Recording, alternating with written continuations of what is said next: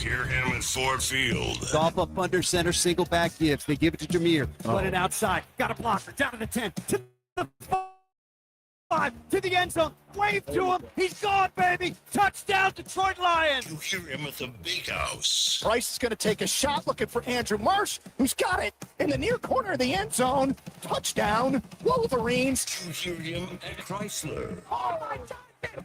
Posterize this far. And you hear him right here, right now. This is the Mid Morning Blitz with Anthony Bellino on the Big 1050 WTKA.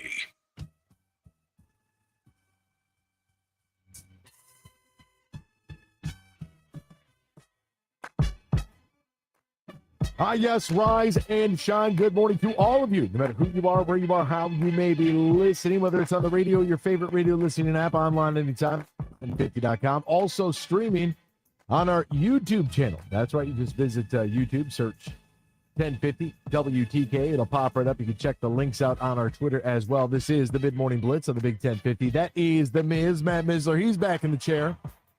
Find him on X at The Miz on air. I am Anthony Bellino at AEC Bellino. Find the show at TMB 1050. That's TMB 1050. Find our podcast wherever it is you subscribe. You get your podcast. And, of course, I think, Miz, did I hit everything? Big1050.com. I think so. Let me hit that one more time. So there you go. We've got all of the different possible outlets that you could find the program on right now. Great to be with you, Mr. Mizler. Welcome back to the program, my friend. How are you, partner? I'm full of Big House food after yesterday's food samplings that were offered by Levy. So yeah, that was fun. Anything on the menu that is new or caught your eye, or anything that you were like, hey, for our listeners, you absolutely 100% without question have to try this? Apple pie empanada. That's apple pie empanada. Okay. Just those three words in itself should be just enough. But they did offer a Big House nachos, where essentially you get your usual nacho fare, but you're eating it outside of a replica Big House, and it's a reusable bowl too. So like, it's not like it's a cardboard one. You got to throw it away. You can take it home, wash it, and next thing you know, put it on your mantle. Or for you, AB, you put it on that nice desk that you've got that people can see on the stream. Yeah, well, and if you're looking at it down the street, this is a Hutch jersey. I got to hang it. Yeah. So right now I just got it leaned up against the desk. I gotta hang it. We're gonna do some reconfiguring here in the coming weeks. But yeah, I got this Aiden Hutchinson signed jersey, and then Brian Branch up behind me. And did you see what has just been what's coming down the wire this morning about Fox News leaking the rivalry series jerseys? I saw that, and I heard about it on the way in this morning. And when they had the outlet that I heard it from described what the jersey looked like. Like, nah. They said it looked like a Carolina Panthers jersey. Well, I took a look at, the leak from another Twitter account. And I just went, that does look like a Carolina Panthers jersey. Why? Please don't let that be it. This was not what I was led to believe it was. Now, I did see that I saw a white version of the helmet with a blue face mask, a black lion with a blue outline, with blue stripes down the middle. If they pair it with a white helmet like that, it could make me feel potentially different about them. But this is not what I thought they were going to be. I'm just gonna be honest with you. And we put so much time, effort, and energy into our blues, our whites, and our blacks, that now to have this rivalry series jersey, that it just I don't know, man. Nike, bro. What do we got? What do we got going on there outside of a stock that's tanking? Like what is actually happening?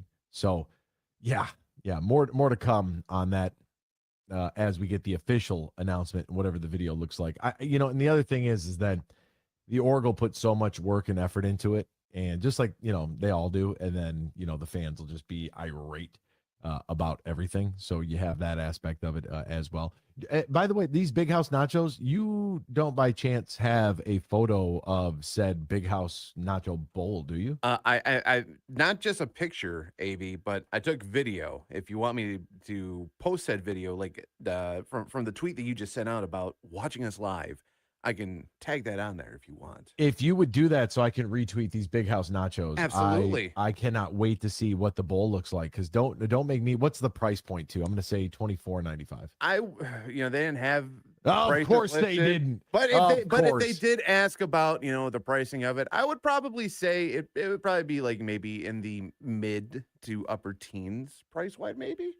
Yeah, I mean, because like let's face it, you're paying for the bowl. Exactly. You're paying for the bowl, you're paying for the experience, and Mhm. it's darn near as close of a replica of the big house, like inside, as you can get. Now, mind you, they didn't put like the suites or the press box on the sides of it, but they still included the bowl of the big house itself, and I thought that was actually really cool. I'm so excited about that. Media, obviously, in the big house yesterday, everybody seems to compliment the new turf. They like the way that the field is looking. It looked really good, yes. So that's a positive. And, some mixed reviews about the advertisements in the end zone. I just think that there's a couple ways you can do it, and they found literally the best possible way they could do it. Yes.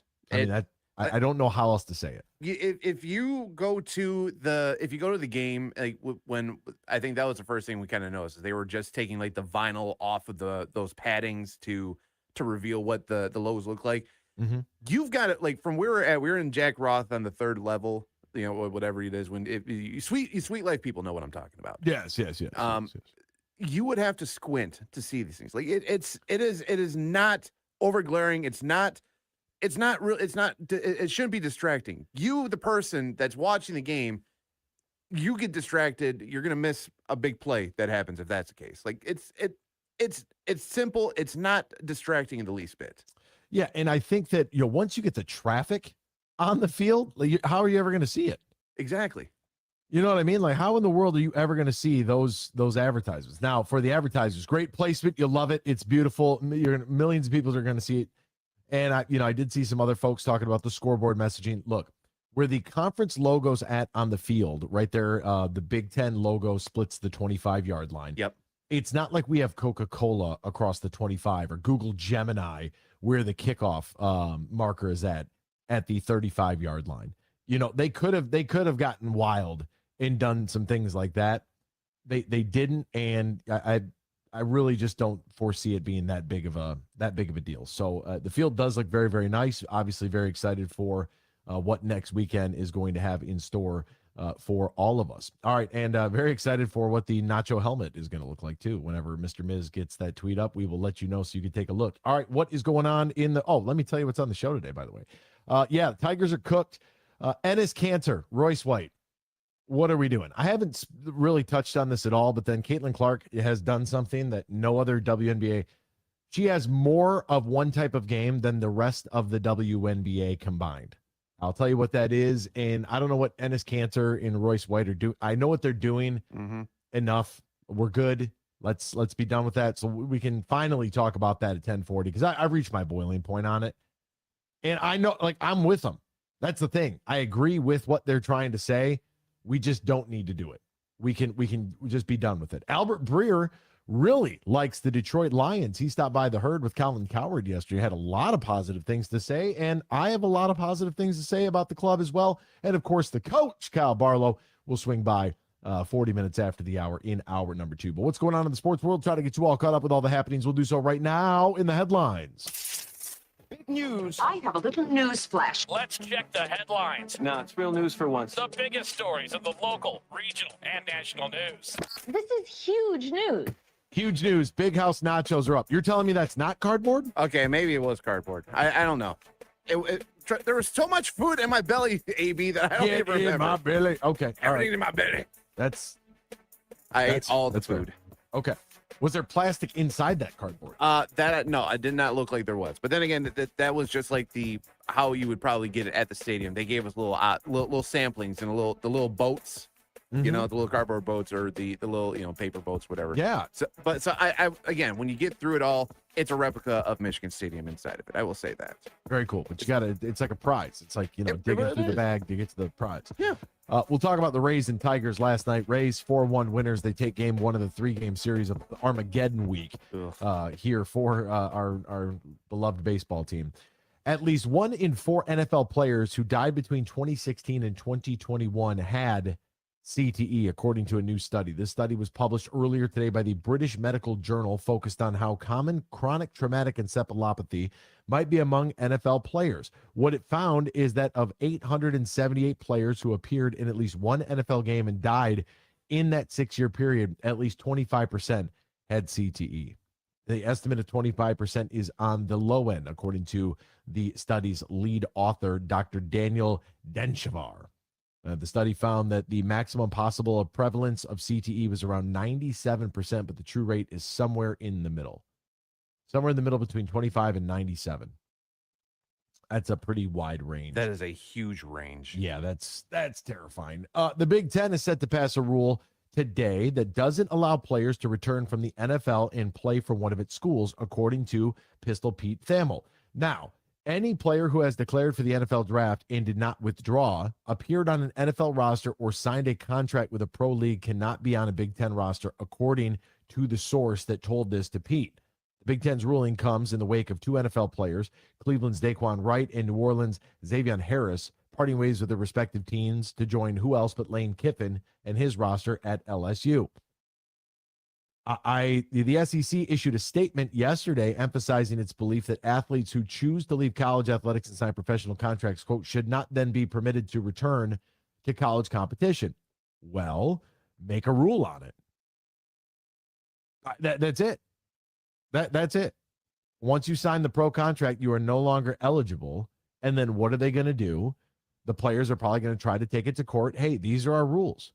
You don't have to play here. Go find another league. That's exactly how I would argue against it. I'm not a lawyer, so I don't know if it works, but that's what I would be seeking there. The Washington Commanders released veteran safety Will Harris 1 year after he had opened the season as their starter. Will Harris, the 2019 third-round selection by who? Your Detroit Lions. Will Harris spent the first 5 years of his career in Detroit, played 2024 in New Orleans and 2025 in Washington. Is that somebody the Lions might give a phone call to just to inspect?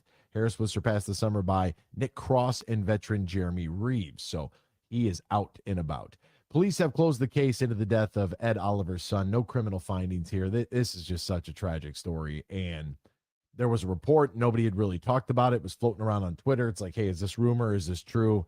And what had happened is I think it was like maybe a week or two, give or take, right before the young child's second birthday, just a few days shy of his birthday, he was found unresponsive in the swimming pool of a home in a neighborhood community just north of Houston. That is brutal. It is very sad news.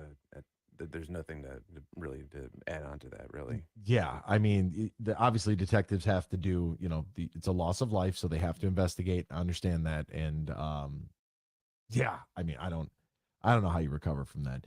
Deshaun Watson was named the Browns starter. Says he regrets his comments about the fans, and a lot of different chatter. I went to school, at Bowling Green. And, I had a good mix of people there, guys from New York, Philly, and a whole bunch of people from Ohio. Now, I went to school when we weren't doing so well against Ohio in anything, right? LeBron's reign of terror with the Cavs, Ohio State over Michigan. Like, I was in there I was holding the line all by myself.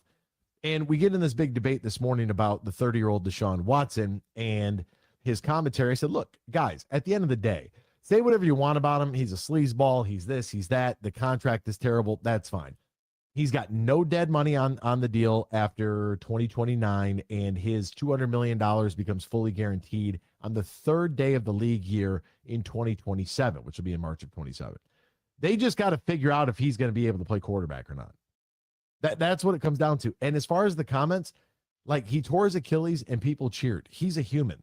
At the end of and yes, we're all flawed. I'm not making any excuses for his off the field activity, but what I'm saying is I don't have any problem with him being frustrated, because he's mad at people that cheered that he got hurt. Tim Couch did the same thing. He took shots at the fans. The Blazers are going to miss out on Shadon Sharp, who has sustained a torn meniscus in his right knee, expected to miss up to 6 months. The injury occurred during an offseason workout recently. Not very good. The 23-year-old, who averaged 21 points for the Blazers last season, but missed a large chunk of the campaign due to a stress fracture in his left fibula. Poor guy just cannot stay healthy, man. Oh, some guys, I tell you. LeBron James and the PGA Tour are going to partner on an event focused on amateurs, so they can bring golf back to his hometown of Akron, Ohio, starting in 2027, according to his foundation. The LeBron James Family Foundation Invitational, that's a mouthful. It'll be played July 6th and 7th at the South Course at Firestone. Will feature amateurs and pros from the tour's Pathway to Progression Pro Bound 5 program. LeBron James. The Pro Bound 5 program creates pathways for the top 5 players in the final Advocates Professional Golf Association collegiate rankings each season to gain membership to the APGA. I didn't even know it was a tour. SEC says pro athletes should not return to college competition, but that's all they said. They haven't barred it. They haven't made it a rule. They haven't done anything. Star basketball player R.J. Luis Jr. received a TRO, and he's got an injunction to play for LSU this season from a Louisiana judge on Monday. Also, why are the judges in the courts in the states in which these guys are going to be competing, why are they the ones handling these cases? I don't know. It feels like there's a little bit of, I don't know, bias maybe?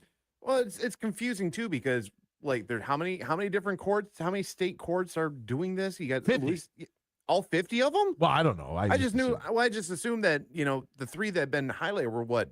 California, Colorado, and Louisiana. I think there was probably a 4th one, but like some of them, they go with the whole aspect of it. Then there's others that don't. Like, I don't get it. Like, what are we doing? What are we doing? What are we doing? Arizona Diamondbacks say they hope the 3-time All-Star Ketel Marte will return to the lineup next week, roughly 2 weeks after his unexpected disappearance from the team before a game in Boston. Cal Raleigh hit a career-high 3 home runs as the Mariners topped the Phillies. Good for him to be able to see the baseball. He has really struggled. He was the runner-up for the AL MVP last year, led the majors with 60 home runs and 125 RBI. This year, poor guy couldn't hit a beach ball, but he's figuring it out. Rob Manfred said amid the MLB labor talk says, quote, "We want to play in 27. Well, of course you do. And the future of the PGA Tour's postseason will include a championship series finale, a 72-hole stroke play tournament that will finalize the points list and determine a season-long champion, followed by the top golfers competing in match play over 2 weeks in a reimagined Tour Championship." So this actually sounds like that might be kind of fun. Tour Championship this week, East Lake Golf Club in Atlanta, par 70, 7,440 yards in length. Total purse, $40 million. Let's step aside. We got more of the Blitz coming at you next right here on the Big 1050 WTKA.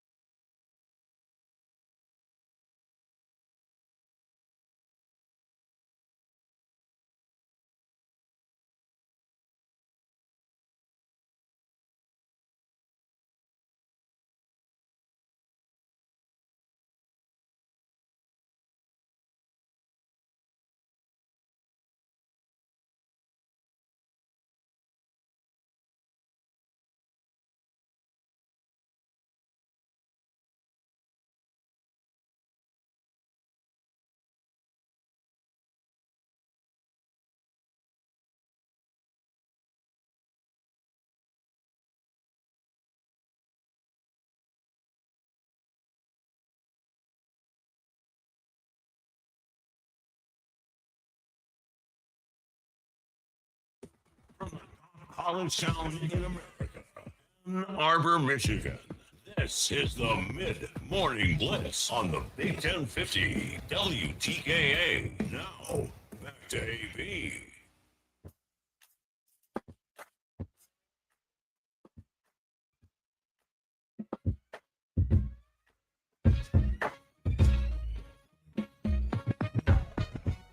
Welcome back here to the Mid Morning Blitz on the Big 1050 WTKA, online all the time, big1050.com. Find us also on our YouTube channel if you want to hang out with us over there.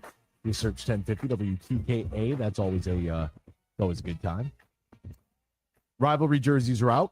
The video has finally been released. The team did a great job with the video, and the jerseys are just not exactly what I had expected. The Detroit Panthers. Yeah, I thought we were going to go. I thought they were going to try to pull off a silver one. I'd seen a silver concept floating around that I was like, okay, like these are not the great pajamas. They're not the great pajamas, and I was good with that. Then I saw a black one, but we already have a black jersey. This looks like a Nike concoction. Mm-hmm. And to be honest with you, if you saw us looking at the preseason game, the blue top, silver pant, I know a lot of people just want to see us wearing, our traditional colors, which I'm totally fine with, right? They look good like that. So we'll have some more chatter about that throughout the course of the program. Last night, however, not a great night to be a Tigers fan. And, I said it, Monday, and, actually I said it Friday and then into Saturday morning when talking with some of the crew there at the Lions, because a lot of people work, both Lions, Tigers, and they'll work the Red Wings, they'll work the Pistons, right? You get a lot of the same crew. Yeah, it's great. Like Dan Rowland, who does a great job for us, he actually is Hooper's handler, and then he does a lot of our on-set production for our pregame show. Oh, that's cool. Yeah, kind of cool. So I go to Pistons game and I text him like, "Yo, I need a T-shirt." And then he fires that T-shirt cannon from like 3 feet from me. I'm like, "Dude, I got a black eye now. Like, what am I gonna do here?" Oh God, I didn't need a T-shirt that bad. But anywho, and Saturday morning came around and everybody wants to ask me like, "Hey, Tigers thoughts?" And I'm like, "Well, look, I mean, we talk about it every night and we do it again, for 2 hours every morning. But I'll give you some thoughts here. We're here in Ford Field, and the Tigers have basically played themselves out because of what took place, with the Pirates series, losing that 2-1. We had only lost 1 game to the Royals, so I had no idea we were going to get swept at that point. But then, obviously, yesterday morning, look, folks, it looks like we're done. And we had already swept Tampa Bay earlier in the year. So unless we come up with something magical and we end up with a 5-1 week against the Tampa Bay Rays and the LA Dodgers, 2 of the best teams in all baseball, number 2 and number 3 in terms of total overall record, it's going to be a serious problem. Like, we're going to have some real-time issues here. And, we didn't even get out of the first inning without runs on the board. It just wasn't great. No. It just was not great. And I don't have a whole lot to say. If you want to argue about the Motor City jerseys, the gas station jerseys, sure, maybe that's why. Mm-hmm. We could definitely do that. Not a big fan of those either. And let's face it, on the mound is Drew Rasmussen. And Drew Rasmussen has done a hell of a job for Tampa Bay this year. He lowered his ERA to 2.95 through 103 pitches, went 6 innings, 3 hits, only 1 earned run against, 5 strikeouts. He had 11 strikeouts on the first pitch against the 21 batters that he faced. He was going up against Framber Valdez, 6 innings, 8 hits, 4 runs, 3 of which were earned, walked 2, gave up a home run. Just not great. Not great overall. Colt Keith, the struggles continue. He was 0 for 3. Hao-Yu Lee batting second. He was 0 for 2. At least Colt Keith, he drew a walk and struck out twice. Kevin McGonigal was 1 for 4 with a run scored, so that's always fun. Made a great play over there early on in the game at third base as well. Dylan Dingler was 1 for 3 with a strikeout. That's good to see. At least he got the 1 for 3 there. Mm-hmm. Callahan was 0 for 1, did have an RBI. Malgeri was 1 for 2 with a strikeout coming into pinch hit and play a little left field. Z-Mac was 0 for 4 with a K. Torque was 1 for 4 with 2 strikeouts. Hey, congratulations, Spencer Torkelson. My man hadn't had a hit since the 14th. So he went 10 days in between hits. Yikes. And then we talked about it last night. I was like, I don't care how you get on base. Just get on there. Just get on there. Draw a walk, get hit by a pitch, an error in the outfield. I don't care. Just get on base. Max Clark was 0 for 3 with a K. His average sits at 244, and Javier Baez 1 for 3 with 2 strikeouts. He's hitting 260 right now. And it just like, look, you're 1 for 6 with runners in scoring position. It's been a constant here with this team. Valdez gives up the 3 earned runs and 4 in total. You had Rainey and Holton come in and close things down for you, and no runs against either one of them, but you have no run support because Rasmussen, guy's carrying a 14-5 record with the win. He's a good player. There's a reason the Tampa Bay Rays are 78-53. Like, that's a good club, and they are going to club us to death this week, and that's what's going to happen. Like, I don't have any ifs, ands, or buts about it. Like, this is, now it's 61-70 with the loss. The Tigers find themselves 7 games back. Shout out to the White Sox for losing. Cleveland's won 5 in a row. Minnesota, they won. So we're now 2.5 back of Minnesota, 4.5 back of Cleveland, and 7 back of Chicago, with only, as someone told me, don't worry about that team, a 3.5 game lead on Kansas City. Don't worry about Minnesota, he told me. You're slow, he told me. Okay, well, now they have a 2.5 game lead on us, so just kind of guess who's quick. What it is. Guess who's fast now? Yeah, we're real fast right now. And with that loss, we have now lost 6 consecutive games. It doesn't feel, I don't know, maybe you see something different here, but 1-9 over our last 10, losers of 6 straight. Our playoff odds percentage has dropped down to 3.2% of a chance that we make the playoffs. The only teams that have a worse playoff percentage opportunity than us are the Angels, the Athletics that don't even have a home, and the Kansas City Royals. That's bad. That's really bad. Not great, Bob. Nope. Not great. Nope. So from that perspective, this is why, I had said proverbial nail in the coffin. I think it's a railroad tie. Like, I don't think it's a nail. I think it's an actual railroad tie. Like, I think that we have cemented ourselves. I don't know about you. Didn't look like there was a lot of pop last night. Didn't look like there was a lot of juice. And I get it. If you're 1-9 over your last 10, you felt like the wheels are coming off. You were trying to hold on by a thread. You can't get the run support when you need it. You do get the run support when you need it. The bullpen will blow it. Like, it's just, and I saw something interesting about the Tigers when trying to evaluate what Scott Harris has done as the president of baseball operations. And they said, look, now the work starts now. Like, everything up to this point is, that's all fine and dandy. But, now you've got some of your brightest shining stars from the farm system are up. You've traded your 2 most valuable trade pieces that you had, Casey Mize and Tarek Skubal. Now it's time to really see what he can do. This isn't the 40-win team. This is a little bit different. And we're coming off of back-to-back playoff appearances. How quickly can we reload? Right? That's what this is. This is a lost year. You lost it in the month of May.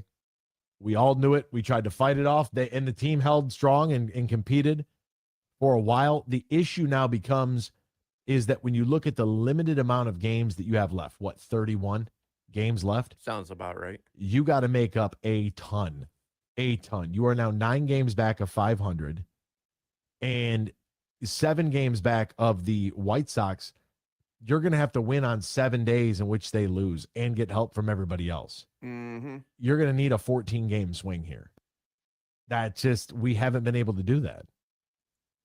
And it's unfortunate, but it's the reality of the situation. And the problem is that in a week where you really need to be good, that it's not like we don't have Colorado on the schedule right now.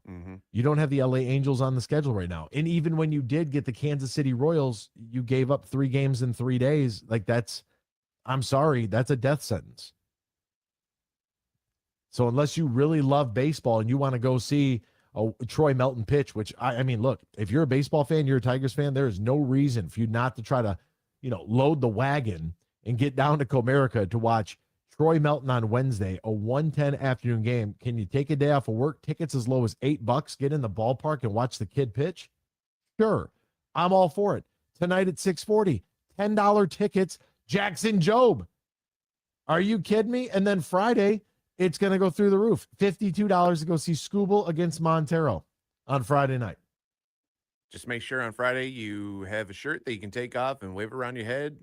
take tarps off with the rest of the boys, apparently. Yeah, good luck. And this is a bad week to have a bad week. It really is. And you would have needed every ounce of good baseball that you had in you, even if last week you would have went 5-1, even if you would have went 3-3 last week, lose the Pittsburgh series, win the Kansas City series, even if you go 3-3, you, like the Tigers as an organization, would have had to had one of their best weeks of the season this week for 3 against Tampa and 3 against LA. Oh, and by the way, next week, what do you get? Divisional. 3 on the road against Minnesota. They're fast. 4 on the road with the doubleheader Friday in Cleveland to turn right back home the following week, Monday through Wednesday, and get Minnesota all over again. And at this point, folks, I mean, Sunday, September 27th is the final game of the regular season against Pittsburgh at home. Well, I can tell you this much. Sunday, September 13th, the Lions are playing football inside Ford Field. Thank goodness. Saturday, September 5th, Michigan's going to take the field against Western Michigan at night. Thank 7:30. goodness. The night before, you could probably go to East Lansing. I know none of our listeners want to, but I mean, hell, on FS1, you get to watch the Toledo Rockets take on Michigan State. There you go. You've got football this weekend. USC plays Saturday. Like, we're here. It was fun. It was real. It was real fun. You hope everybody finishes out the rest of the season well. And I mean, we'll continue to recap each single game. We'll go through the box. We'll get you the information we feel like, we need to get you. But outside of that, sorry, man. It's pull the plug. I'm done. Yeah, it's kind of where we are, kind of where we're at right now. All right, we're going to step aside. When we return, Caitlin Clark did something that has never been done. She's got more of one type of game than the rest of the WNBA has combined. Great. Ennis Cantor, what are you doing? Royce White, what are you doing? I know what you're doing. I have withheld myself from speaking on it until now. We'll talk about it when we return right here on the Mid Morning Blitz.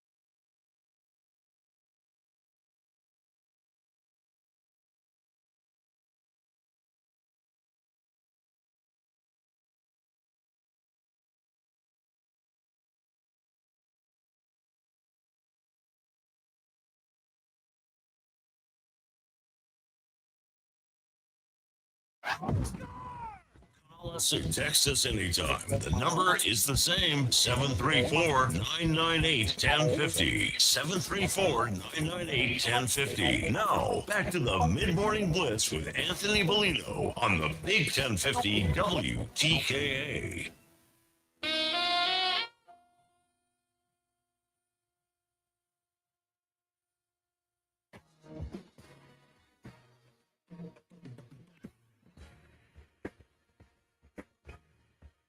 Welcome back here to the Mid Morning Blitz on the Big 1050 WTKA, online all the time. Big1050.com. Also streaming our YouTube page, 1050 WTKA. Great to have you riding along with us. All right, here's a story now that happened over the weekend. Hadn't touched it, but, we had a situation with Caitlin Clark, who now has 5 games in her WNBA career, 5 games in which she has gone for 30 or more points and 10 more assists. The rest of the WNBA combined has 4, and she's got 5 by herself. So, she is doing a great job. Obviously, there's a lot here to unpack from a bunch of different angles and directions, but I just want to talk about the Enes Kanter freedom situation here. Now, Enes Kanter is an interesting character. He went head-to-head with LeBron over LeBron and his shoes and everything else when, all of the political rift was taking place in 2020. And the WNBA has not announced any plans now to prevent Mr. Kanter freedom from attending future games after he was ejected from the arena in Chicago Sunday. But multiple sources have told ESPN the former NBA player will not be eligible to play in the WNBA. Sources around the league are saying, according to this ESPN article, Enes Kanter and fellow former NBA player Royce White are not eligible to play in the WNBA after the pair declared themselves women and eligible for the draft. Kanter was removed from the building Sunday after a verbal altercation with Natasha Cloud. I don't know what was said. It looked like Cloud was coming at him, and he just stood up, and that was there. But, to each their own. Whatever you want to do. Kanter was sitting courtside with a T-shirt that read "Woman, Noun, Adult, Human, Female." When a timeout was called late in the third quarter, Cloud walked towards Kanter, shouted at him. He was standing with his arms outstretched, took a few steps towards the court. Security cut him off. They directed him to leave. Kanter wrote on X that he got kicked out of a WNBA game for supporting women. Let that sink in. This is an absolute just mess. The WNBA CBA that was signed in March states that, quote, only players who are women are eligible to play in the WNBA. And the issue becomes from the political realm of trying to determine what one is. And because we live in the upside down right now, there is now a debate over what one is. It's not debatable. You're never going to win that debate with me. It is what it is. If you don't like that I said that, you are more than happy to, you can turn the radio off. You can't have dudes playing in the WNBA. You can't. I know what Enes Kanter and Royce White are trying to do. I get it. I understand it. It's completely unnecessary. It's doing absolutely nothing positive for the WNBA, an organization that honestly can't get out of its own way to begin with. It can't. The players somehow rank Caitlin Clark, 11th or whatever as far as point guards. They don't like her. That's fine. A lot of people don't like Patrick Mahomes either. Get over it. Mm-hmm. People think that folks throwing different adult accessories onto the court is like a big deal. Have you ever been to a Buffalo Bills game? Trust me, when it happened, I'm like, this is not the Buffalo Bills, guys. This is not the Bills playing the Patriots. What are we doing? It's not that serious. You shouldn't throw things on the court. That's an immediate ejection. So I get that there, but to try to make that into something that it's not, they do it at the Bills stadium all the time. Yeah. Like there's stuff flying on the field. But like I said, it's an immediate ejection. And then once they get your ID, maybe they give you a pass. Maybe they kick you out forever. I'm cool with either one. If you don't know how to behave, maybe you shouldn't be there. But I know what Enes and Royce are trying to do. They're just trying to prove a point. And I get it, right? And in radio, we have to do this a lot, right? We have to try to, quote unquote, prove a point. They have gone to such lengths now that it is distracting from what is supposed to be the focal point. Do I watch it? No, I don't. I'm going to be honest with you. I don't have to sit here and lie to you. I don't watch it. Is it great if you do? Sure. I don't really care. I'm not here to tell you what to watch and what not to watch. I got out of that business a very, very, very long time ago, right? I'm going to watch the Stanley Cup playoffs. I'm going to watch the Red Wings. The Tigers, I'm going to have them on, but they went from focal point to background. Like, that's where they're at. It's football season now. I'm excited about that. I would love for Jalen Duren to sign his contract, and I would love for us to all live happily ever after together. All of these things can be true. All of these things are true, right? The problem is what Royce and Ennis are trying to get across. And guys, we get it, man. Just leave it alone, right? At some point, imagine you had a bad kid, right? And the bad kid at your house just acts out and is bad because why? Because the kid wants you to, sometimes they call it middle child syndrome because the eldest is doing things. You got a newborn in the home and the middle child sometimes gets left out. So sometimes the middle child tends to be a little bit of a hellraiser because it's like, hey, I exist too. It's a difficult juggle for parents. And little did we know as kids, our parents didn't know what the hell was going on either. Nobody does. We're all just making it up. It's okay to feel that way. There's no perfect way to do it, right? But that's kind of what this is like. We haven't talked about Ennis Cantor in God knows how long. I believe he still might be banned from his home country because that's how they operate over there. Like, if he goes over there, they might arrest him. I think that's the story. I believe that's still the case. Yeah. Yeah. If he's, we're basically harboring him because if he tries to go home, like, that's it. His family was under some very intense pressure. People here don't understand that.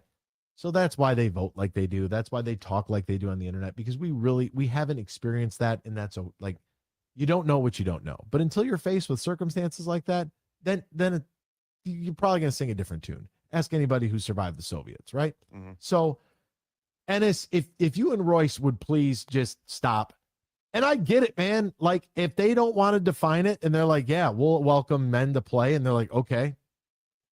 Because, the WNBA is kind of caught in this crosshair of like, hey, we're speaking out of both sides of our mouths. And you got two guys that have played in the league. Like, yeah, they're going to go out there and they're going to dominate. They just are. Clay Travis, you know who Clay Travis is, said he would buy a franchise. And he would put an entire team together that was not women to play in the league and watch what happens. Like, it's just so unnecessary. If we could just let the ladies play ball, get out of the way, just let them do what they want to do. If their ticket sales are up, that's great. If their merchandise sales are up, that's great. They still aren't a fully functioning independent league because they're subsidized by the NBA.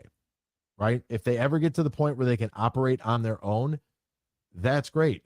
They've been losing tens of millions of dollars every single year for the last quarter century.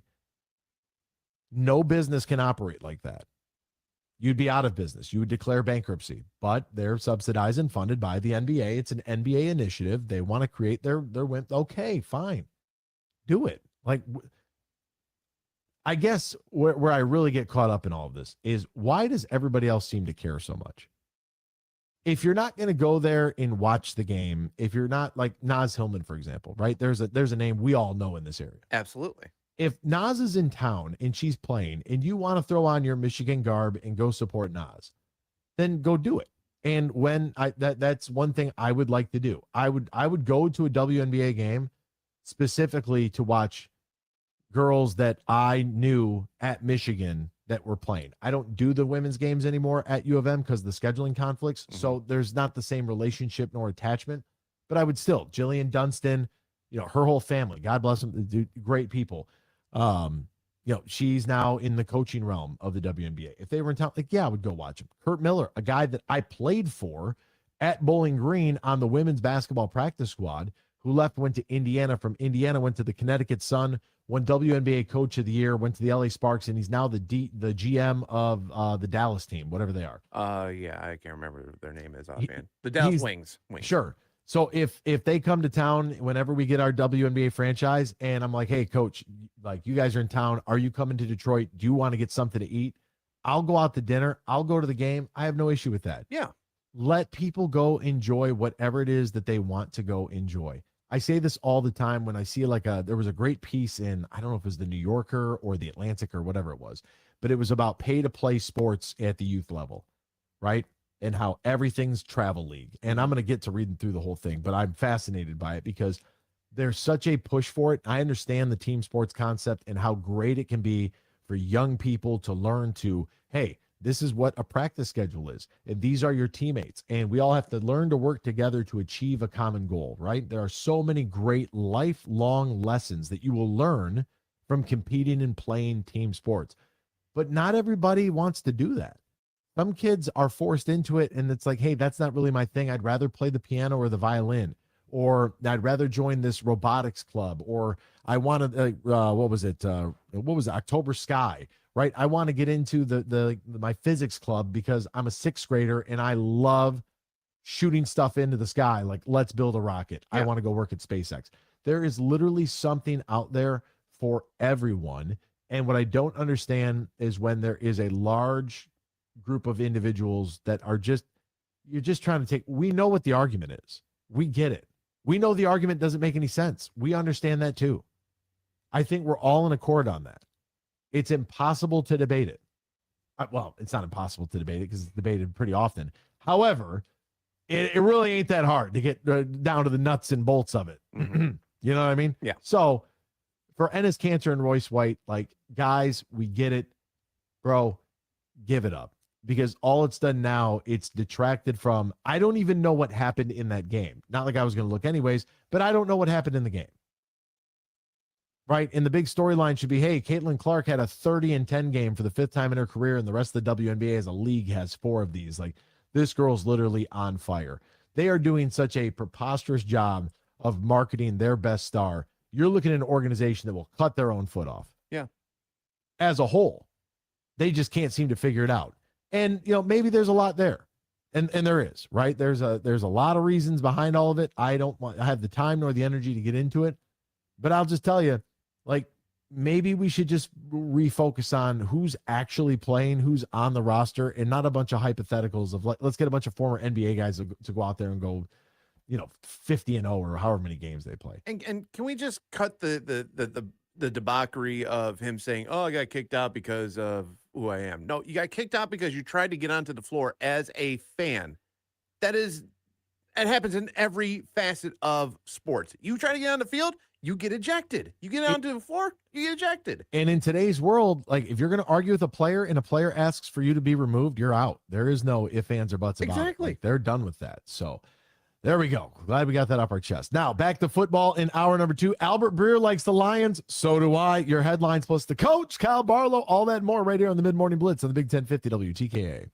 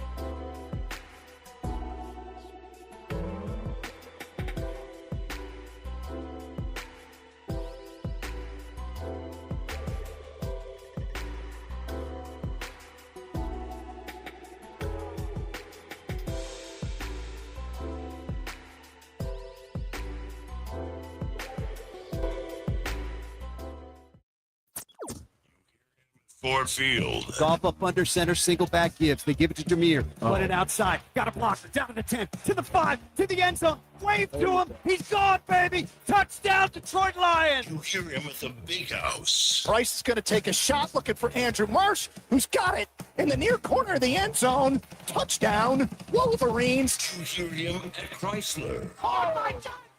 Hey, poster, I this car. You hear him right here, right now. This is the Mid Morning Blitz with Anthony Bellino on the Big 1050 WTKA.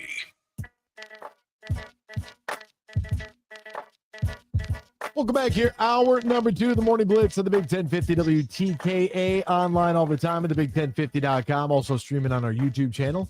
Just search 1050 WTKA. That is The Miz back behind the glass. You can find him on X at The Miz on air. I'm Anthony Bellino at AC Bellino. Find the show at TMB 1050. Find our podcast wherever it is you subscribe to get your podcast. And of course, you can call us. You can text us. The phone line, the text line, they're the same line. 734-998-1050. 734-998-1050. Shout out to our friend Eric for holding it down for The Miz yesterday. The Miz texted me. He's like, hey, man. I'm sorry. Listen, we're kind of trying to work out an actual schedule with producers. I know one of our listeners loves it when I break down the fourth wall. I don't know why he likes that, but okay, let's break down the fourth wall here. I probably will not be the regular guy producing. What is the fourth wall? Apparently the mystique, the secret, and the behind the scenes of radio per se. Yeah. Well, Keep it. Oh, I'm sorry. Well, all I'll say is this: is that E-Boogie, Eric Black, we call him E-Boogie over here, especially when we do our Sunday show, which, by the way, the Playground's back 10 to noon. He'll probably be the Monday guy going forward at the very least, because as much as I'd like to try to work 8 days a week, shout out to the Beatles, there's only 7 days. There's only 7 days.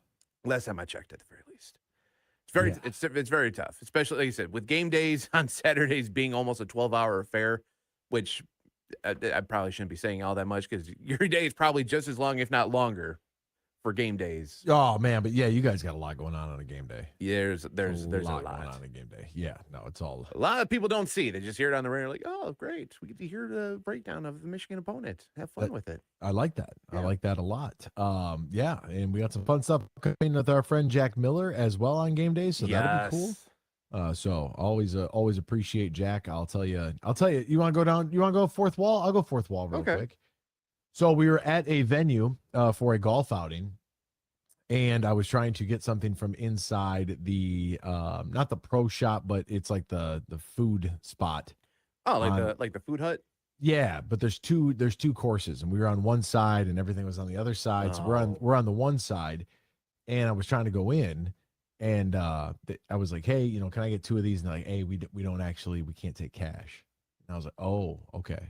And they're like, well, what's your member number? And I said, well, I'm not a member. And they're like, oh. I was like, but I can get a member number. And the guy's like, oh man, I can't do that. I said, okay. So I called Jack. I'm like, Jack. He's like, yeah. I'm like, look, I'm trying to get 2 of these. Can I throw it on your number? I'll stuff the money in your locker, like whatever the case may be. And he's like, yeah, that's fine, sure. So we swing back around like 4 holes later, because the way the things were set up. And I asked this young lady, I'm like, hey, yeah, can I get 2 of these? And here's the name, here's the number, blah, blah, blah. And she said, oh yeah, that's great. So I tell Jack, I was like, hey, here's the total, blah, blah, blah. You'll get a Venmo from a guy named Gian. And he's like, great. 'Cause I don't have any of that. I don't have Apple Pay, Venmo, PayPal, Klarna, any of that stuff. Kalshi. I don't do any of that. So yeah, it was so that shout out to Jack Miller, always there. Jack is that dude. He is that guy, man. He is that guy. When in need. A friend in need is a pest, right? So Nolan Bianchi right now, friend of the program, he's got a rank 'em. He's got the black Motor City stripe tire track Pistons jersey. Someone left on M1 and ran it over multiple times jerseys. Yeah, he's got the blue Motor City Detroit Tigers, which the hat, I love the VIN number, has the title years on the side of the cap. Outside of that, the rest of it's an absolute disaster. Shout out to Stephen Barry's. The brand new Lions Rivalry Series jersey, or the white and silver Detroit Red Wings jersey that they came out with. Oh, I forgot about those. Which I didn't mind that. I didn't mind it either. Because you really like the Wings jersey, they start tinkering around. I'll tell you, the 100-year anniversary sweater, it's rare that you get everybody to agree on something. That was a home run. And I actually really like the new Tigers alternates where they just flip the blue and the orange, where they just invert them. I absolutely love that. At first, when they were teasing it before the season started, I thought, okay, so we're now trying to be the San Francisco Giants at this point. But then when they actually hit the field with it and went, you know what? I take everything I said about that back. Those are nice. I like those Friday night jerseys. Keep them. Yeah. Yeah, 100%. And, I just, it's tough. It's tough. Mike Payton, also another friend of the show, said, if you want something to complain about on the internet today, make it about this. KFC is releasing a new Oreo chicken burger. The collab features cookie-style buns, mashed potatoes covered in crushed Oreo pieces, fried chicken fillet that launches in China on August 28th. So this, I can't believe that the Chinese are allowing this. This is like an American act of terrorism right now. If we can't beat them, feed them, right? You guys want all of our issues? We'll stuff an Oreo on fried chicken. What an abomination that is. My goodness. Just go ahead and deep fry it again at this point. Just batter it up and deep fry it. Yeah, what I am really looking forward to doing is releasing the Tuscan chicken cutlet sandwich at Danny's Fine Foods. Ooh. We haven't gotten there yet, but it's coming. When it happens, you know who to get a hold of. Yeah. Yep.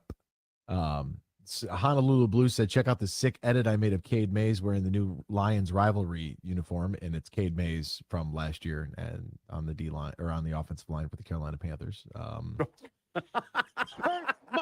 feelings. Honolulu Blues. No, you didn't. No, you did. Oh my gosh. Yikes. All right. What's going on in the sports world? We'll try to get you all caught up with all the happenings. We'll do so right now in the headlines. Big news. I have a little news flash. Let's check the headlines. No, it's real news for once. The biggest stories of the local, regional, and national news. This is huge news. All right. Huge news this week. The Tour Championship, PGA Tour, top 30 golfers, the 27th through the 30th. So teeing up on Thursday, they're at East Lake Club in Atlanta, 7,440-yard par 70. These guys are insane. Absolutely insane. Now, what's kind of fun about this for next year, the future of the postseason will include a championship series finale, 72-hole stroke play tournament that will finalize the points list and determine the season-long champion, followed up by the top golfers competing in a match play event over 2 weeks in a reimagined Tour Championship. The new postseason will make its debut following the 28 regular season. Quote, I think one of the issues with the current Tour Championship was that I don't think anyone really felt that it was culminating in crowning the best golfer in the world. I feel like calling it the playoffs was almost doing a disservice because it was just a separate competition. I think we've established how you determine the best golfer in the world, and then we've established a really great competition in format that fans want to see that is just a different set of skills over a period of time. I actually love the idea, and I don't love a lot of new ideas. But a Tour Championship, then whatever the top 32 golfers on the season-long points list at the conclusion of the championship series finale advance to the Tour Championship. That'll be played over 2 weeks at different courses. The first week of the Tour Championship will include a 3-round group stage competition with 32 golfers competing in 8 groups of 4. Golfers will be seeded, and they'll compete against the other 3 players in their group. The top 2 golfers from each group will advance to the second week of the Tour Championship. If the golfers are tied at the end of group play, a playoff will be used to determine which golfer advances to the next stage. The 16 golfers who make it to the second week will compete in a first-of-its-kind match play bracket to determine the Tour Championship winner. Players will advance through the bracket based on their win-loss record, and the final 2 undefeated golfers will be crowned the Tour champion. I think this is unique. I've been waiting for the Tour. I don't know if you've ever heard of the game Pickup Sticks. Yes. Okay, so they used to do this in Tiger Woods, but basically when you beat your opponent on a hole, you get to take a club out of their bag. That's a crazy idea. You have match play, you have some different scoring, like Stableford scoring. Like it's kind of difficult, right? And how you would do it. I think that the one thing the PGA Tour, if I was going to be in charge and I don't have any say on the championship series and the challenger series, right? Let's say that those are going to stay. What I would do is I would have defined dates. When does our tour start and when does it end? Because right now it's like tour championship, but then they're going to play in like a week or two. And they're just going to keep going. Then we're going to have President's Cup. You've got Ryder Cup events. You've got Olympics. You've got all this other stuff that happens throughout the course of the PGA Tour calendar. So I think setting the calendar firm, we know when week 1 of the NFL is, right? We know when week 1, now we kind of do, it was week 0, but now it's week 1 of college football. We know that. We're kind of all getting on the same page. NBA, we know the opening week.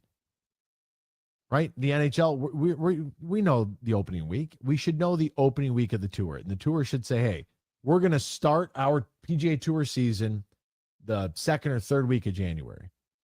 And then we're going to run it through this date. Here's the list of tournaments.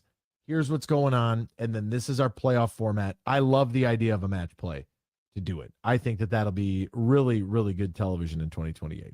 MLB's Commissioner Rob Manfred, amid the uncertainty of what's going to happen in 2027, had this to say, quote, "We're meeting regularly, which is good. Every week we've had days where we've met with the players.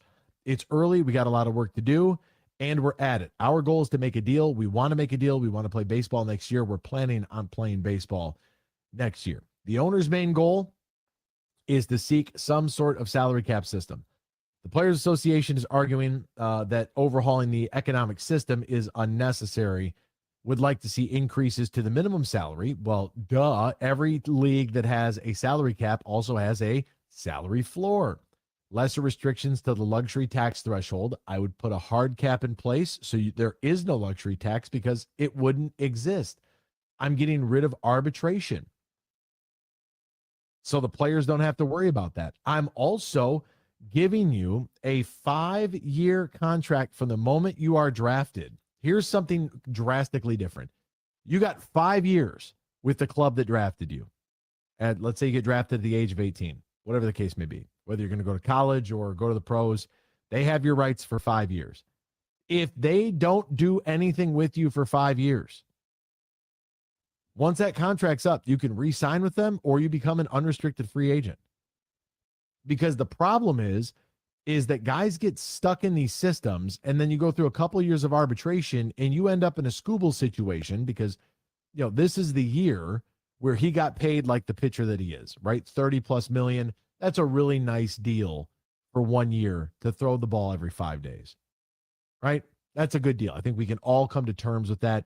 We're good across the board. However, by getting guys out of that first contract and getting rid of arbitration altogether, let them go to free agency. And if a team wants to pick them up, let them pick them up.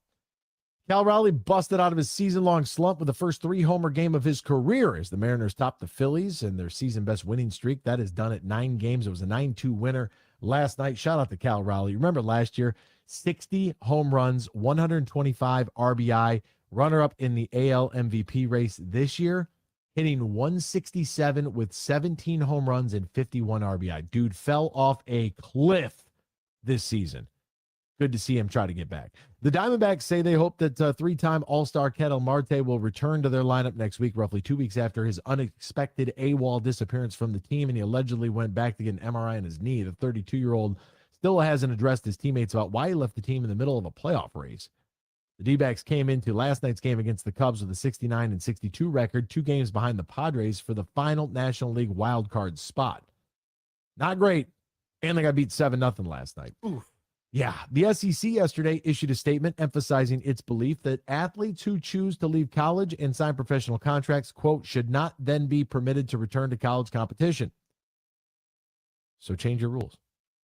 Sweet statement, change your rules. Because that's what the Big Ten is doing. Yep.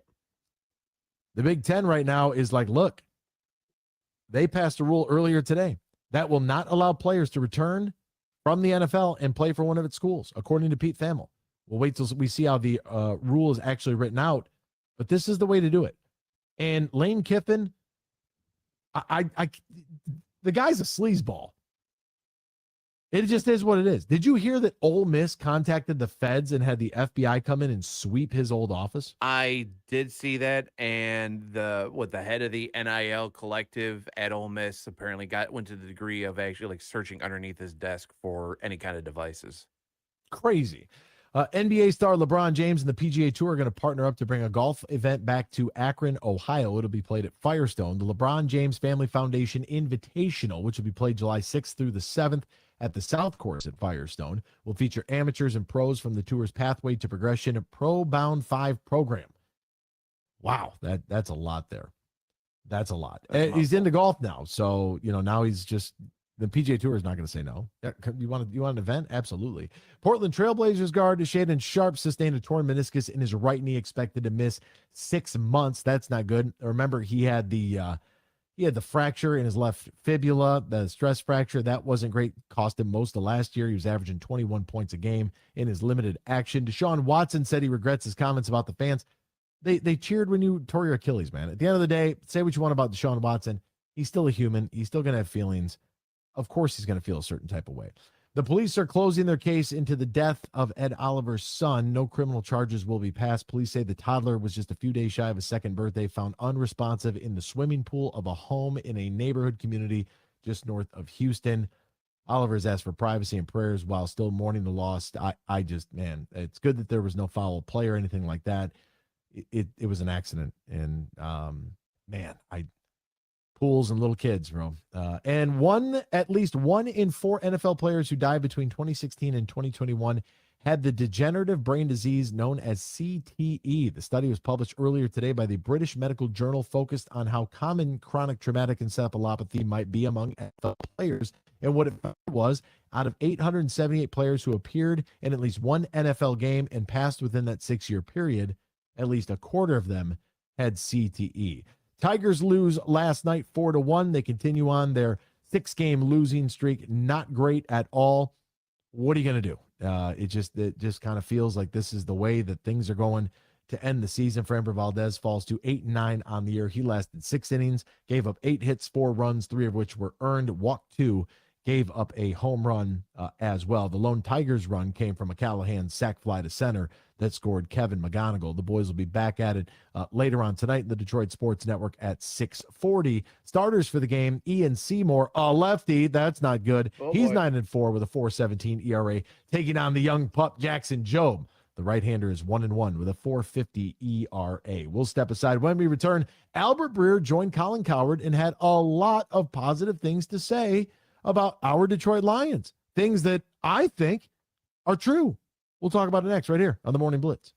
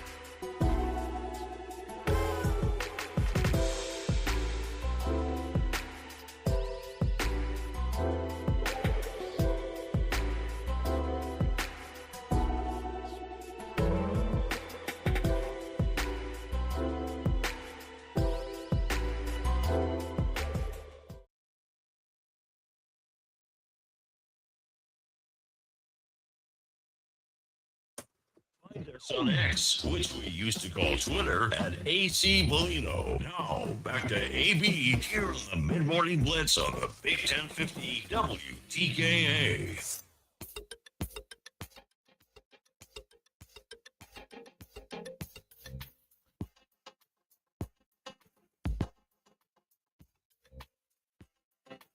Welcome back here to the Mid Morning Blitz on the Big 1050 WTKA, online all the time, the big1050.com, streaming on our YouTube channel as well. 1050 WTKA, find us there. I think it's also on our Facebook page, so that'll be a good time. Yes, sir. Yes, sir, he says, so I will agree with that. Earlier yesterday, stocks that are going up, stocks that are going down. Albert Breer has visited 23 NFL training camps. Now, this is a long segment, but I'm only going to play the Lions portion for you because listen to what Albert Breer has to say to our friend Colin Cowherd about our Detroit Lions. Give me 23 teams. Give me one team that you got on a plane leaving and thought, that team's better than I thought, or there you could really feel energy and juice. Detroit is certainly one that I thought, like, just looking at them, I think people have sort of forgotten how good they were and the trajectory that they were on. And I do think, like, a miss on an offensive coordinator hire a year ago and a bunch of injuries conspired to take them down. But Colin, like, it hit me when they did the Gibbs deal, because I was there the day that was kind of going down. The amount of players they have there that are, like, just got new contracts, are right in the prime of their career, you know, and you can go down the list: Penei Sewell, Amon-Ra St. Brown, Jamison Williams, now Jahmyr Gibbs. Obviously, Goff's part of the equation. Hutchinson, Brian Branch, Aleem McNeil, Jack Campbell. Just there's just like a lot of good players there. Yeah, Campbell hit. And he's a hit. Yeah. On top of that, too, Colin, the schedule cooperates this year. So, like, I sort of look at them, a lot of good players there. Maybe this is the year the injury luck swings a little bit for them on defense, because it's been kind of tough the last couple of years on that side of the ball. And, you know, now you've got a team that's capable of winning that division and maybe putting together, you know, a season where they can have a home playoff game or two. The other one where the energy. Yeah. Thank you, Mr. Breer. I really appreciate some positive remarks here about our Detroit Lions. Whether or not you love the new jersey that doesn't matter to me. You call them the Panthers all you want. I don't care. By the way, Houston did an awesome job with theirs. I mean, Houston's are sensational. But Albert Breer is right, and they redid the exterior as they do every year. As we are ready to roar, that is the slogan for the 2026 campaign. And they put the players' faces above Gate A. That's the main entrance right there off of Brush Street. Right. That's where the box office is at. And they have like the big facade, if you will. I don't know if facade's the right word. But all the imaging is there. And on this imaging, we have this kind of, I wouldn't call it a conspiracy, because I don't think it is a conspiracy. But there are faces of, you have the rap, if you will, is a better way to put it. You have Aiden Hutchinson, Jahmyr Gibbs, Penei Sewell, Jared Goff, Amon-Ra St. Brown, and Jack Campbell. Those are the guys right there above Gate A. And there is another one, another piece of signage that has Brian Branch and Sam Laporta, right? A couple other guys. And one of the guys that's not listed is Kirby Joseph. He's not up there, but he is around when it comes to,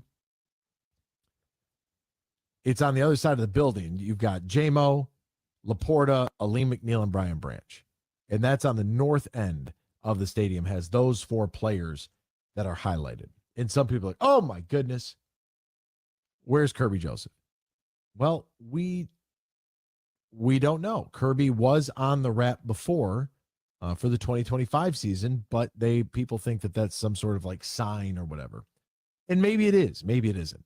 The injury luck on the defensive side of the ball is going to absolutely play a role here, right? And whether or not Kirby Joseph is going to be available and how good he is going to be off of this knee injury that we don't all know really that much about. there's some questions there. Of course, there's some questions there. Why wouldn't there be some questions there? Right? We all want to know.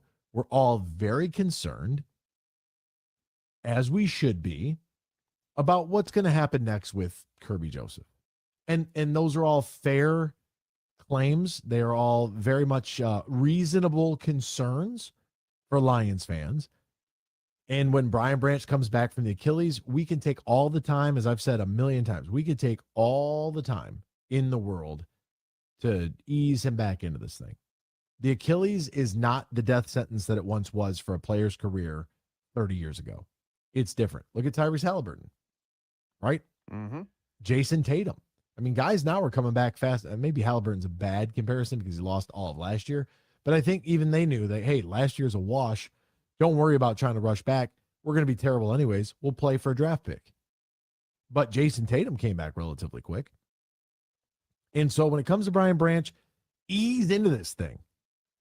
Kirby Joseph, on the other hand, yeah, okay. I just don't think it's some sort of grand conspiracy. Let's just kind of play it by ear and see what happens. The schedule game always gets us every single year. Because if I go through the schedule, I look at New Orleans as a win, Buffalo on the road, Amazon Prime Video in week number 2. Sure, it's a short week. Yeah, I understand that. Remember when we went to Kansas City and beat them? We can beat Buffalo. Yep. The Jets, they are a much improved football team. The Jets had a draft like we did a couple years ago. Like they got some talent. And Aaron Glenn also has a lot of pressure on him and doesn't have a quarterback. We can beat them. Carolina on the road. Arizona on the road. You come back for the bye week. Okay. 3 road games out of the way in the first 5 weeks of the season. That's awesome. The bye week in week 6, I just despise. I think it's early. I can't believe we haven't factored in 2 bye weeks to an NFL football season yet, but that's neither here nor there. You don't think we can beat Green Bay and Minnesota back-to-back weeks at home? Miami on the road? New England and Germany? Tampa Bay will be, I mean, that's a good game. Chicago at home, everybody will be juiced up for that. Atlanta on the road, Tennessee at home. You play the schedule game and you look at it, and I feel really, really good. Somebody on this schedule is going to surprise. It happens every single year. One of these teams is going to come out of nowhere and just wreak havoc. Happens every single year in the National Football League. A team just comes out of left field. They catch lightning in a bottle. The league thinks it's going to be Carolina. That's why Carolina's got the number of primetime games that they have this season. Because why in the world would the Carolina Panthers have a Sunday night game against the Lions, a Thursday night game on Amazon Prime against the Packers, Monday Night Football against Tampa Bay? They're in the 4:25 window against Minnesota on the road. Like there's a little bit of belief here in the Carolina Panthers after a playoff campaign last year that, hey, maybe they're moving in the right direction. We'll wait and see. But I am glad to hear somebody like Albert Breer say, yeah, I went to camp and I feel that, hey, this Lions team, with a little bit of luck on the injury front, they should be primed at the pump. We should. My expectation is very, very high for this team because this team is still very, very good. Let's step aside. When we return, the coach, Kyle Barlow, will join us next right here on the Mid Morning Blitz on the Big 1050 WTKA.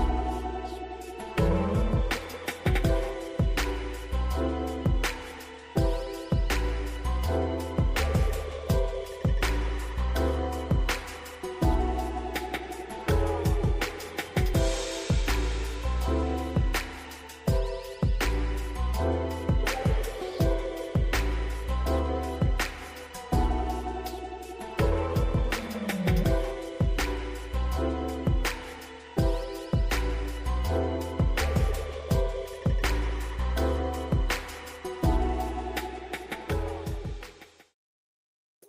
the conversation on Facebook. Follow AB at facebook.com/Anthony Bellino. Now back to the booth. This is the Mid Morning Blitz on the Big 1050 WTKA.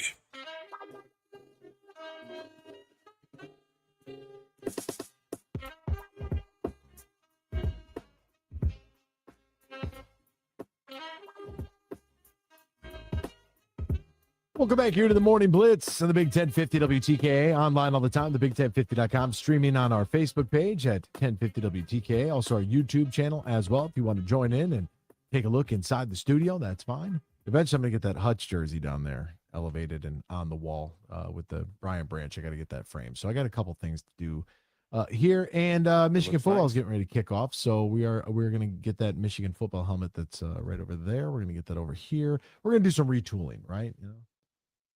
That's what we got to do. We got to retool just a tad bit. Any word from the coach over there? Give me another temp right now. I'll let you know when he gets on. All right. Sounds good. We do have an article while we wait for Coach Barlow, a realistic blockbuster trade that should happen before the start of the NBA season. From the Bleacher Report, which at one point was something and has kind of taken a little bit of a turn for the worse, but this is actually somewhat decent.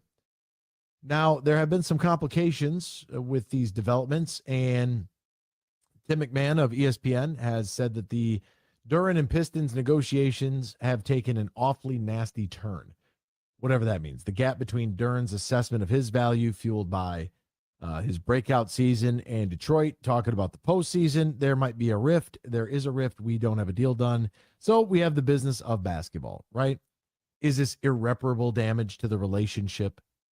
You know, is that what's really going on? Well, what the Bleacher Report wrote is that we make a deal with Milwaukee. Not a huge fan of trading with divisional opponents, right? But then again, in the NBA, if I were going to change things, I would put a massive emphasis, like the NFL does on divisional games. I'd put a massive emphasis on the divisional games. You'd be playing more in your division than anywhere else. Home and home with everybody around the league, and figure out how to make those divisions work, and then put the priority on winning the division. I think that creates the natural rivalry for the players, also the natural rivalries geographically for the fan bases. I love all of that. However, here's the deal. The Detroit Pistons would get Ryan Rollins, guard out of Toledo, Miles Turner, and a 2031 first-round pick that's top 5 protected for Jalen Duren straight up. Now, that in itself, at 22 years old, I have a really hard time giving up on what Jalen Duren could be. However, Ryan Rollins has a little bit of a breakout year in the 25-26 campaign. Only 13 players averaged 17 points, 5 assists, and 2.5 3-pointers this season. Ryan Rollins was one of them, the second youngest in the pairing to do so. Evan Turner's overpaid, 3 years, $83 million, but that's okay. That's what he's got left on the deal. Rollins is responsible for only one notable season in 4 NBA years, so you've got some time there to figure out exactly what you'd want to do.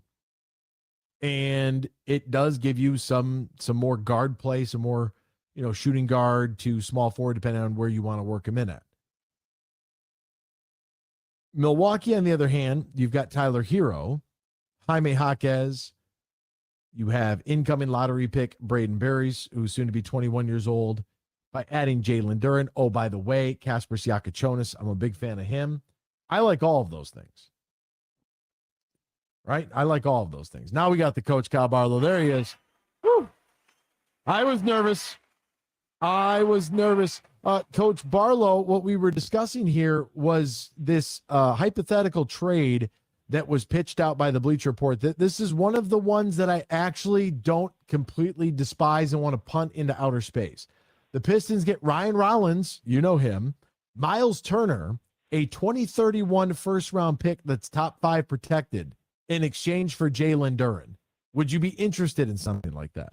Ooh, I would be interested. Not saying I'm pulling the trigger right now, but I'd be very interested. And do you have it in front of you? What was Miles Turner's stats last year? I know he's been pretty good. Miles Turner is, and look, I don't think that Indy should have given up on him. I don't know exactly what happened there as to why, but he's been a two-time block champion. He was a 2015-16 all-rookie selection, so obviously that was a long time ago. He's going to be 30 years old this year. Last year, he played 26 minutes a game. He averaged 12 points and about 5.5 rebounds with about a block and a half per contest. And for his career, he's sat at about 13.9 points per game, 6.5 rebounds, 2 blocks a game for his career. Gotcha. Okay. So pretty good. Obviously not Dern type numbers, especially the rebounding. You'd have to have some guys step up, but that's very intriguing. Like I know Ryan Rollins with a breakout year last year had kind of been up and down to start his career, had showed some really good flashes, but really consistent last year as another guard wing kind of ball handler. Maybe I would say a secondary ball handler. Obviously Cade's going to be the focal point, but Rollins can also handle it. Shoot it a little bit, but also play make. It's intriguing. I'm not saying I'd pull the trigger right now. I'd have to deep dive it because that's the first I've heard of that. But it actually makes sense probably for both teams, doesn't it? Yeah, I mean, I don't hate it at all, to be honest with you, and I hate a lot of their mock trades. Now, Ryan Rollins, obviously, you had the scout on him for a long time, so you know exactly what he can offer.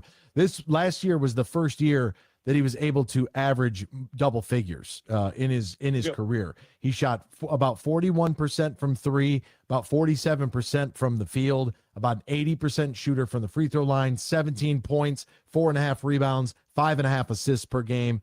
Like he, as you mentioned, maybe that shooting guard, small forward, depending on what the rotation sort of looks like here. I thought he was going to be a really good fit in Golden State. Obviously, we had some things go on there, so they moved on from him. And then, he's tightening things up, being a professional now. Doesn't cost you a bunch either. And they have a guard dilemma now in Milwaukee with Jaime Jaquez, Tyler Hero, Kasper Siakachonis. They drafted Braden Berries. Like, it might be time, like they might actually have to move from him. And Miles Turner at least gives you an elder statesman. He and B-Ball Paul, Miles Turner can shoot it a little bit, right? He can step out and, I'm not saying I want him to go out there and fire up a bunch of threes, but he is a guy that last year shot 38% from three, averaging about 5 of them a game. The prior year shot almost 40% from three, shooting about 5.5 threes per game. So when you think about it from that perspective, he gives you a little bit more range. You're going to lose some rebounding, but you might overall have a better offensive threat with Miles Turner there. And to be able to add Ryan Rollins and to be able to add that first round selection, that's actually a deal that I heard that I kind of just didn't immediately punt on. Yep. No, I agree with you. I'm in the same spot as you on that one. I think that would be, if I were Trajan Langdon, I'd be taking a long, hard look at it and probably going deeper into the analytics than we're doing right now, looking at the draft pick, looking at the roster makeup, because he probably has a better idea of that as far as the rookies and the second, the third year guys, the younger guys, the cheaper guys, how their development's been in summer league. I will admit I wasn't tuned into every summer league game this year, just like I'm not tuned into Lions NFL preseason, call me crazy or whatever. But yeah, I think that they would have a kind of a better idea of where those salary, especially the cheaper guys, where those guys align in the rotation. Because I do think this is a year, obviously this is pivotal. Like, it's been very, very quiet on the Jalen Dern front. Like, am I wrong? Like, I just haven't heard much about it. Haven't heard a word about it. My biggest thing with Jalen Dern is we talked about it at length while it was even happening throughout the course of the playoffs, is that he disappeared for whatever the case might have been. I just hate to give up on a guy that's that young at 22 years old. And I would love to be able to talk to his representation. When you think about, you take this contract, you sign 4 or 5 years, that takes you to roughly 26, 27 years old, give or take. And then you're going to have another 4 to 5 year deal after that takes you to 31 or 32, and then another 4 to 5 year deal. Like, we're talking about multiple contracts he's going to be eligible for. I just don't understand why we are at this impasse right now. It feels a little short-sighted on his part.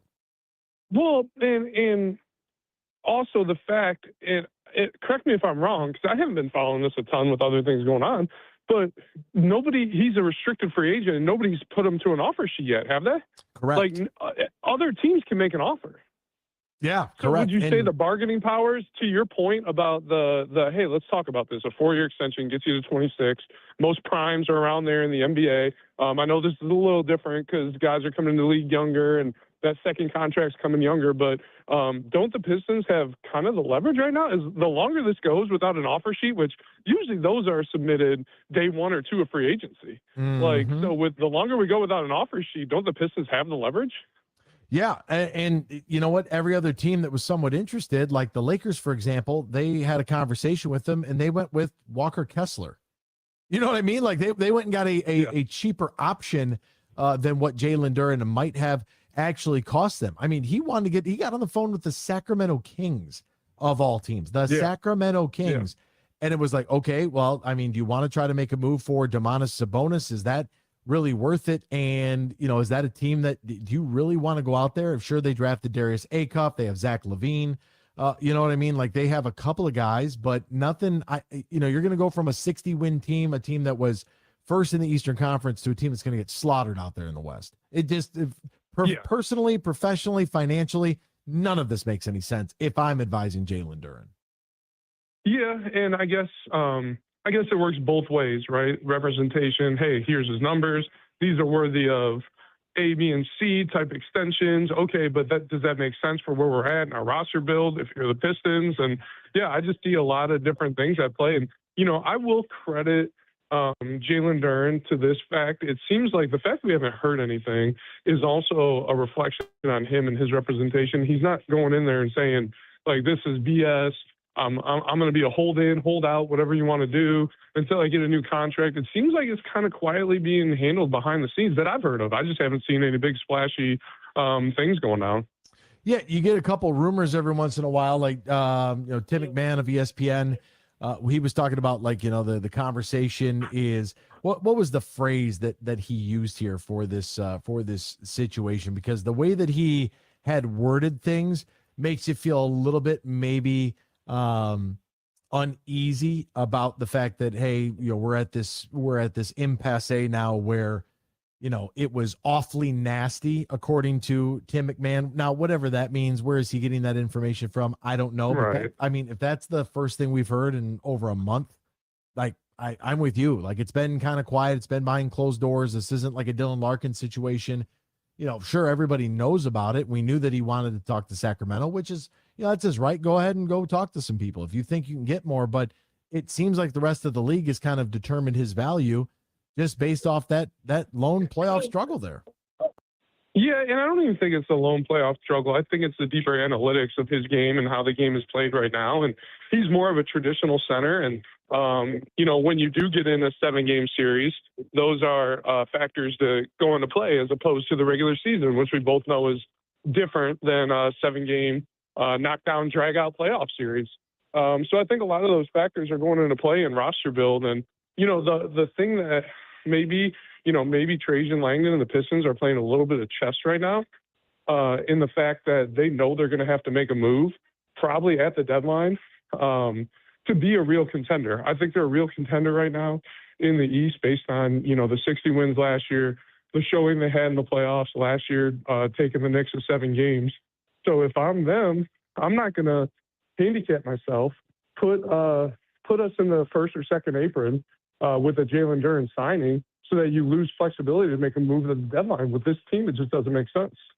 And that's where I'm at too. And a lot of people are like, okay, well, you know, Trajan Langdon didn't do anything this offseason. It's like, well, no, we added some shooters, guys like Isaiah Joe and John Collins, right? They might not be the big, like, it's not Michael Porter Jr. No, it's not Trey Murphy, the biggest names that might have been out there. But then you also draft Ibuka Corey to be your backup point guard, which will be an upgrade. You have Duncan Robinson, Osar Thompson, you know, it's summer workout videos, but yeah, it looks like he's being able to put the biscuit in the basket. Like, you have to be able to get your team ready for when the deadline comes around this year. And I think a lot of folks are just frustrated because it's a Detroit GM that they feel had an opportunity that didn't make a massive splash move. And so they lump all the GMs together and just take out their frustration on whoever's like the hottest topic.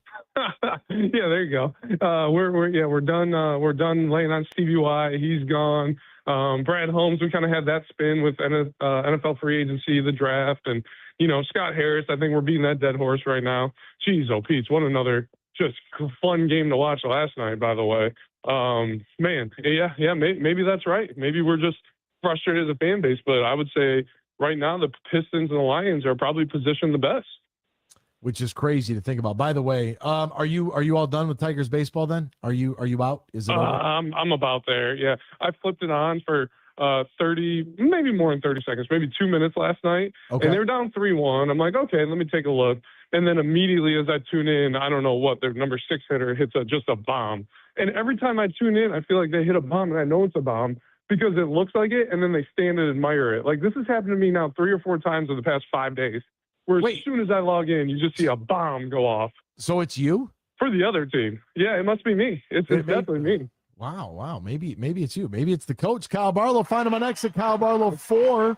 Send your kids recruiting tapes there. Coach Barlow is always partner. We appreciate the time. Great to talk to you here on a Tuesday morning, my friend.